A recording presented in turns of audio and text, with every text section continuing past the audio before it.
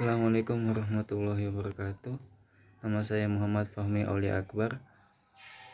Saya berasal dari mahasiswa Politeknik Negeri Ujung Pandang, jurusan akuntansi, prodi D4 Akuntansi Manajerial dengan NIM 46119039 dan kelas 2D D4. Pada pembahasan kali ini saya akan membahas sedikit tentang modal saham, laba ditahan, dan dividen. Saya harap teman-teman dapat menikmati dan memahami dari isi presentasi materi saya. Kita akan membahas tentang modal saham, laba ditahan, dan dividen. Yang pertama, ini submaterinya, ada modal saham, ada laba ditahan, ada dividen. Yang pertama kita akan membahas tentang modal saham. Modal sebenarnya atau dana pemasukan untuk perusahaan sebenarnya sendiri itu terdapat pemasukan dari luar maupun pemasukan dari dalam perusahaan sendiri. Jadi kalau dari luar itu biasa kita namakan dengan kewajiban atau utang, liabilitas, dan kalau dari dalam modal itu kita namakan biasa dengan ekuitas, modal dari dalam. Kali ini kita akan membahas modal dalam bentuk saham.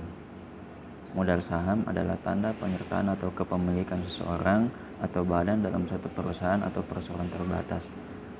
Menurut Sabto, saham adalah surat berharga yang merupakan instrumen bukti kepemilikan atau penyertaan dari individu atau institusi dalam suatu perusahaan. Sedangkan menurut istilah umumnya, saham merupakan bukti penyertaan modal dalam suatu kepemilikan saham perusahaan. Jadi, salah satu fungsi saham sebagai bukti kepemilikan. Salah satunya fungsi saham seperti itu. Kemudian jenis-jenis saham. Saham pada umumnya terbagi dua. Saham biasa, ada saham preferen. Kalau saham biasa atau common stock adalah saham yang menempatkan pemilik pada urutan terakhir dalam pembagian dividen, serta hak atas harta kekayaan perusahaan ketika perusahaan harus dilikuidasi. Sebentar kita akan bahas. Kemudian saham preferen atau preferred stock adalah jenis saham yang karakteristiknya gabungan dari obligasi dan saham biasa. Jenis saham ini bisa memberikan pendapatan tetap seperti bunga obligasi, tetapi juga bisa tidak menghasilkan seperti apa yang dikehendaki oleh investor. Jadi kalau kita lihat dari perbedaannya, tadi itu dari pengertiannya, kemudian dari perbedaannya, karakteristik dari masing-masing saham. Kalau kita lihat dari sisi ownership atau kepemilikan, dari setiap perusahaan itu harus memiliki common stock atau saham biasa, tapi tidak wajib untuk memiliki saham preferen. Kalau dari voting rights atau tapi kalau dari voting rights itu common stock memiliki hak untuk memilih, memiliki hak untuk bersuara, mempunyai hak kepemilikan. Tapi kalau saham preferen itu tidak. Dalam board representation, kalau saham biasa itu biasanya terwakili, dalam artian biasa menjadi pengurus perusahaan dan mampu mengontrol. Sedangkan kalau saham preferen itu hanya jarang, terkadang-kadang saja dia masuk dalam kepengurusan perusahaan. Dan dari sisi yang keempat, kalau dari company liquidation rights atau dari sisi likuidasi perusahaan, hak likuidasi perusahaan, saham biasa investasinya akan dikembalikan setelah hak dari debitur dan saham preferen. Tapi kalau saham preferen itu akan dikembalikan investasinya setelah debitur tapi sebelum saham biasa. Kemudian return on capital atau dividen, kalau saham biasa itu tidak menjamin adanya pengembalian dividen. Dia hanya mendapatkan profit ketika perusahaan hanya mendapat keuntungan. Dia hanya mendapatkan pembayaran dividen ketika perusahaan mendapatkan keuntungan, dan pembayarannya itu selalu didahului oleh saham preferen. Tapi kalau saham preferen itu mendapatkan pembayarannya itu sudah ditetapkan sejak awal.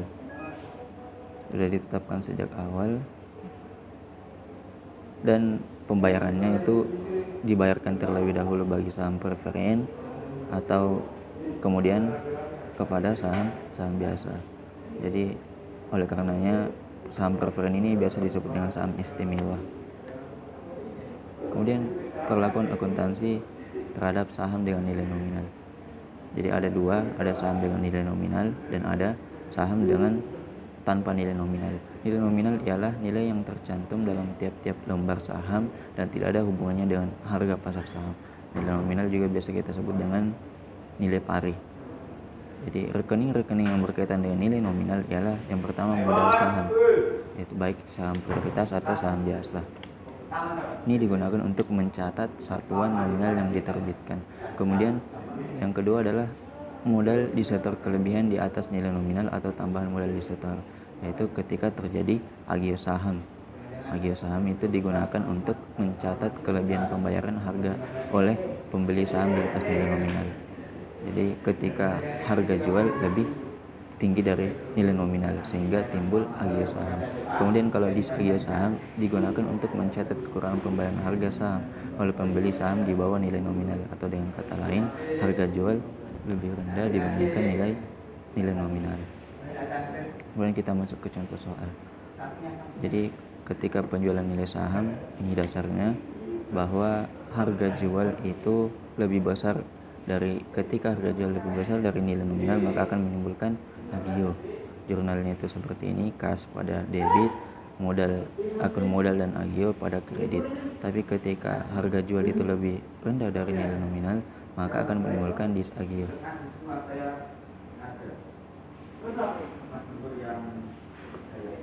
Nah, kemudian kas, sehingga jurnalnya itu kas pada sisi debit dan disagio pada sisi debit serta modal pada sisi kredit. Kemudian kalau kita masuk ke contoh soalnya, PT Jaya Utama menjual 1000 lembar saham, nilai nominalnya itu 700 per lembar dengan harga jual keseluruhan 120.000. Nah, pada saat pengeluaran jurnalnya itu kas pada 120.000 serta modal yang didapatkan 70.000. Karena nilai jualnya itu lebih tinggi dari nilai nominalnya, yaitu nilai nominal itu yang ini 70.000, 700 dikali 1000 sehingga hasilnya 70.000, maka akan menimbulkan agio saham karena nilai nominalnya lebih rendah dibandingkan nilai jualnya. Nah, sehingga jurnalnya seperti ini. Tapi jika saham di atas itu penjualannya dijual dengan harga 50.000, maka akan menimbulkan disagio karena nilai nominalnya itu lebih tinggi daripada harga jualnya. Nah, seperti ini. Nah, kemudian saham dengan tanpa nilai nominal. Saham yang dikeluarkan perusahaan yang tidak mempunyai nilai tercetak dalam sertifikat saham tidak perlu agio dan disagio. Alasannya yang pertama, untuk menghindari kemungkinan timbulnya utang bersyarat jika saham dikeluarkan dengan harga di bawah nilai nominal. Ketika terjadi disagio akan menimbulkan utang bersyarat. Kemudian yang kedua adalah untuk menghindari kerancauan hubungan antara nilai nominal dengan nilai pasar saham. Nah, kemudian contoh soalnya, PT Jaya Utama didirikan dengan saham yang diotorisasi 10.000 lembar tanpa nilai nominal. 600 lembar saham dijual secara tunai dengan harga 1.000 per lembar. Jika 600 lembar saham dijual secara tunai dengan harga 1.000 per lembar, maka jurnalnya kas pada modal saham biasa tanpa nilai nominal, yaitu masing-masing 600.000. Tapi ketika 600 lembar saham itu dijual dengan harga 2.000 per lembar, maka kas dan modal saham masing-masing 1.200.000. Kemudian contoh saham gabungan. Contoh penjualan saham dengan menjual saham biasa dan saham preferen atau prioritas. Kemudian contohnya yaitu pada tanggal 1 Januari 2021 perusahaan menjual 1000 set saham dengan harga per set 18.000. Satu lembar saham biasa dengan nominal 5.000 dan harga pasarnya 7.000. Jadi satu lembar saham biasa itu nilai nominalnya 5.000 dan harga pasarnya 7.000. Dan serta satu lembar saham prioritas dengan nominal 10.000, nilai nominalnya 10.000 dan harga pasarnya 13.000. Yang pertama kita lakukan perhitungan masing-masing per set. Jadi berapa harga per set. Jadi kalau saham biasa kita bisa cari dengan cara 7.000 dibagi 20.000 dikali 18.000. 7.000 bagi 20.000 kali 18.000 sehingga nilai harganya per setnya itu bagi saham biasa itu 6.300. Sedangkan saham preferen ketika kita bagi 13.000 bagi 20.000 kali 18.000 maka harganya menjadi 11.700. 20.000 ini kita dapatkan dari penjumlahan 7.000 tambah 13.000. Kemudian jumlah harga jual saham biasa 1.000 dikali 6.300 menjadi 6.300. Itu jika harga jualnya. Ketika kita cari dengan jumlah nilai nominalnya maka mendapatkan 5 juta sehingga mendapatkan agio tambahan modal saham biasa 1.300.000. Kemudian kalau saham preferen 1.000 dikali 11.700 menjadi 11.700 dan jumlah nilai nominalnya itu menjadi 10 juta karena nilai nominalnya 10.000 sehingga kita mendapatkan tambahan modal dari saham preferen sebesar 1.700. Dan ketika melakukan pencatatan jurnal maka kas di debit sebesar 18 juta, modal saham biasa, modal saham preferen, tambahan saham biasa dan tambahan saham preferen itu masing-masing dikredit dengan nilai 5 juta, 10 juta, 1.300.000 dan 1.700.000. Kemudian materi selanjutnya ialah laba ditahan. Laba ditahan ialah istilah untuk laba yang tidak dibagi. Maksudnya sebagian atau keseluruhan laba yang diperoleh perusahaan itu tidak dibagikan oleh perusahaan kepada pemegang saham dalam bentuk dividen. Dividen ini kita akan bahas di materi selanjutnya. Jumlah laba yang tidak dibagi merupakan keputusan bersama dalam RUPS. Biasanya laba ditahan ini akan digunakan oleh perusahaan sebagai investasi atau cadangan biaya, tambahan modal agar kegiatan operasional perusahaan terjamin keberlangsungannya, biaya untuk mengembangkan perusahaan di masa depan, atau bisa juga untuk membayar utang perusahaan. Kemudian sebab pembatasan laba ditahan atau mengapa laba ditahan itu diberlakukan. Dan pertama, salah satunya sebabnya ialah untuk memenuhi perjanjian utang jangka panjang. Karena biasanya utang jangka panjang itu bernilai besar, sehingga laba ditahan atau modal yang keuntungan yang tidak dibagikan kepada pemegang saham itu digunakan untuk membayar utang. Kemudian sebagai perencanaan keuangan, baik itu investasi pabrik, modal kerja dan pembelian mesin. Tentunya ini sebagai penambah modal ataupun penambah aset bagi perusahaan. Laba ditahan itu sebagai penambah modal atau penambah aset bagi perusahaan. Kemudian sebagai cadangan kerugian atau ketidakpastian di masa depan. Karena kita tidak tahu apa yang terjadi di masa depan, maka laba ditahan yang telah disimpan ini kita bisa jadikan sebagai modal untuk menutupi kerugian. Nah, kemudian apa faktor yang mempengaruhi laba ditahan? Yang pertama karena koreksi kesalahan dalam laporan keuangan periode. Jadi ketika ada kesalahan di laporan keuangan di tahun ataupun periode sebelumnya, maka salah satu akun yang digunakan adalah akun laba ditahan sebagai akun pengganti kas periode sebelumnya. Kemudian pengaruh perubahan akuntansi. Pengaruh perubahan akuntansi ini terdiri dari 3 macam, yaitu perubahan prinsip atau metode akuntansi, perubahan taksiran akuntansi, dan perubahan kesatuan atau subjek pelaporan. Kemudian yang ketiga, penyesuaian dari periode yang lalu, yaitu memberlakukan jumlah rupiah yang mempengaruhi operasi pada periode masa lalu yang diketahui pada periode sekarang sebagai penyesuaian laba ditahan pada periode awal masa sekarang. Kemudian yang keempat ialah kuasa reorganisasi, yaitu mekanisme untuk menghilangkan defisit dan menjadikan perubahan seakan-akan baru berdiri dengan model yuridis yang baru. Itu faktor-faktor yang mempengaruhi laba ditahan. Kemudian cara perhitungan laba ditahan. Jadi laba ditahan itu sendiri ada cara untuk menghitungnya. Jadi kalau sudah tersedia data berupa laporan laba rugi dari perusahaan ataupun laporan-laporan lainnya, maka cara mencari laba ditahan ialah laba bersih dikurang dividen yang dibayar. Laba bersih setelah pajak dikurang dengan dividen yang dibayar. Tapi kalau tidak tersedia laporan keuangan perusahaan, maka cara pertama ialah menghitung laba kotor, yaitu kalau pada perusahaan penjualan menghitung jumlah penjualan dikurangi dengan HPP. Kemudian setelah mendapatkan laba kotornya, maka dikurangi dengan beban-beban, yaitu kita mendapatkan atau menghitung laba operasi. Laba operasi itu laba kotor dikurangi dengan beban-beban sehingga menghasilkan laba operasi. Kemudian yang keempat ialah kita menghitung laba bersih sebelum pajak.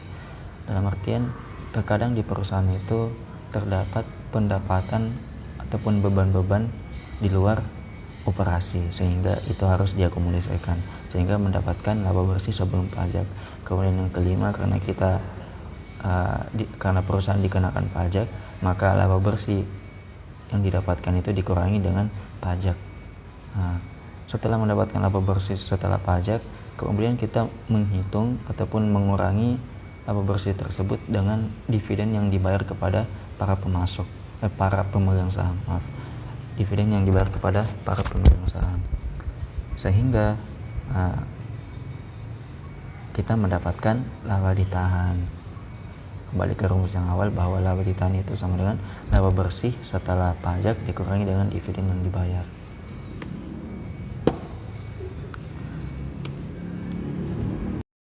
Kemudian selanjutnya kita akan membahas tentang dividen. Pengertian dividen. Dividen adalah pembagian laba kepada pemegang saham berdasarkan banyaknya saham yang dimiliki. Pembagian ini akan mengurangi laba ditahan dan kas yang tersedia bagi perusahaan. Tetapi distribusi keuntungan kepada para pemilik memang adalah tujuan utama suatu bisnis. Jadi penyerahan dividen itu tidak selamanya dalam bentuk kas. Bisa juga dalam bentuk properti atau aset, bisa juga dalam bentuk saham dan lain-lain. Dan hal-hal yang harus diperhatikan dalam dividen ialah tanggal pengumumannya, tanggal pembagiannya. Kalau saham preferen itu berapa ketetapan yang didapatkan oleh pemilik saham preferen, dan lain-lain. Kemudian kita masuk ke jenis dividen. Jenis dividen secara umum terbagi menjadi 4, yaitu yang pertama dividen tunai, yaitu metode paling umum untuk pembagian keuntungan. Dividen ini dibayarkan dalam bentuk tunai dan dikenai pajak pada tahun pengeluarannya. Kemudian dividen saham, jadi cukup umum dilakukan dan dibayarkan dalam bentuk saham tambahan. Biasanya dihitung berdasarkan proporsi terhadap jumlah saham yang dimiliki. Jadi umpama dia punya 100 saham, maka terkadang itu pembayaran dividennya itu dengan cara saham tambahan. Jadi umpama sahamnya ditambah menjadi 5 itu sebagai dividen yang diterima tapi dalam bentuk saham. Kemudian dividen interim, itu dividen yang dibagikan sebelum tahun buku perseroan berakhir. Perusahaan itu bisa saja tidak membagikan dividen walau memperoleh laba. jika dalam kasus perusahaan ingin melakukan ekspansi atau pengembangan wilayah sektornya, maka perusahaan itu dapat menggunakan laba sehingga perusahaan itu tidak membagikan dividen. Kemudian yang keempat ialah dividen properti, yaitu dividen yang dibayarkan dalam bentuk aset, tapi dividen jenis ini jarang untuk dilakukan. Nah, kemudian kita masuk ke contoh soal dividen. Pada tanggal 6 Juli, PT Pinter Pandai mengumumkan membagikan dividen saham sebesar 25% dari saham PT Pinter Pandai yang beredar. Dividen saham akan diterbitkan pada tanggal 15 Agustus kepada para pemegang saham perusahaan. Nilai pasar saham perusahaan pada tanggal pengumuman, yaitu tanggal 6 Juli adalah 2.000 per lembar saham. PT Pinter Pandai memiliki saham yang beredar sebanyak 60.000 lembar saham. Nilai nominal saham PT Pinter Pandai itu 1.500 per lembar saham. Dari soal ini ada beberapa hal yang harus kita perhatikan. Yang pertama, tanggal pengumumannya yaitu tanggal 6 Juli, kemudian berapa persen saham yang dibagikan dari saham yang beredar, kemudian nilai jual saham pada saat tanggal pengumuman, kemudian nilai nominal yang ditetapkan di awal, dan juga berapa jumlah saham yang beredar. Nah, itu yang harus diperhatikan. Nah, ketika kita mencatat dividen ini sebesar nilai nominal, maka jurnal yang dibutuhkan ketika pengumuman dividen yaitu laba ditahan pada debit dan utang dividen saham biasa pada kredit. Jadi pada dasarnya laba ditahan itu dividen itu akan mengurangi laba ditahan pada saat laporan perubahan ekuitas, sehingga laba ditahan itu berada pada sisi debit karena akan mengurangi laba ditahan. Cara mendapatkan nilainya yaitu 25% dikali 1.500 atau nilai nominalnya dikali 60.000 atau jumlah saham yang beredar, sehingga didapatkan 22.500.000 utang dividen. Kemudian ketika pembagian dividen, yaitu ketika dividen diakui pada saat pengumuman, maka utang dividen berada pada sisi debit dan modal saham biasa berada pada sisi kredit. Karena pada dasarnya secara akuntansi dividen saham itu sebenarnya hanya memindahkan saldo laba ditahan ke modal yang disetor. Kemudian ketika kita mencatat dividen saham itu berdasarkan harga pasar, maka jurnalnya ketika pengumuman dividen yaitu laba ditahan di sisi kredit yaitu 30 juta, kemudian utang dividennya pada sisi laba ditahan pada sisi debit, kemudian utang dividennya pada sisi kredit, dan agio saham biasa pada sisi kredit. Nilainya kalau laba ditahan kita dapatkan dari 25% dikali 2.000 yaitu nilai jual saham atau harga pasar saham dikali 60.000 sehingga dapat 30 juta. Tapi kalau utang dividennya kita dapat dari 25% dikali 1.500 atau nilai nominalnya dikali 60.000 sehingga dapat 22.500.000. Selisih antara laba ditahan dan selisih antara nilai pasar dan nilai nominalnya itu mengakibatkan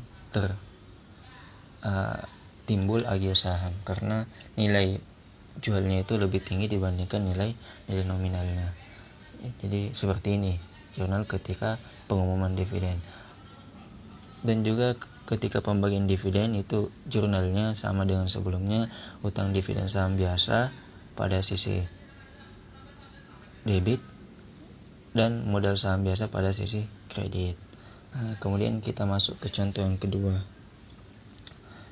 Ini contohnya menggunakan saham preferen dan juga saham biasa. Jadi PT Jaya mengumumkan dividen tunai pada tanggal 15 Januari berikut ini. Tanggal pencatatannya telah terjadi tanggal 1 Februari dan pembayarannya dilakukan tanggal 15 Maret. Buatlah ayat jurnal yang terkait.